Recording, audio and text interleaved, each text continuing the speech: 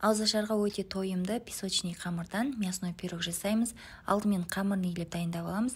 Жұмыртқаның ауызына біраз қасық қаймақ, тұз және де су құйып, жақсылап араластырып массамызды дайындап аламыз.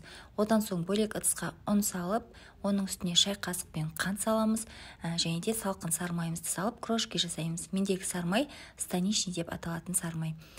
Ұн мен сармайды жақсылап араластырып болғаннан соң жаңағы салмамызды құйып, жұмсақ етіп қамыр илейміз. Біздің қамырымыз жұмсақ, жұмыс жасауға ыңғайлы болуы қажет. Дайын болған қамырды екі бөлікке бөліп, бір бөлігін үлкендеу етіп кесіп аламыз. Және де 15 минутқа тындырып қоямыз.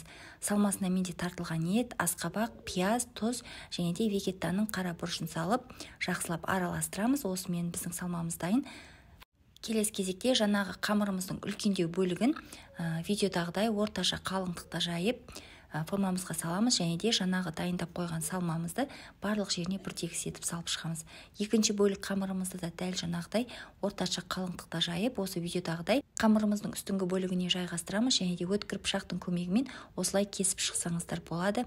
Бетіне жұмыртқаның сары-уызын жағып, күнжіт мак сеуіп, алдын ала қызып тұрған печкіде 180 градуста қызарғанша пісіріп аламыз. Қамырымыз песочный болғандықтан өте жұмсақ болып шығады. Міндетті түрде жасап көріңіздер, ас болсын.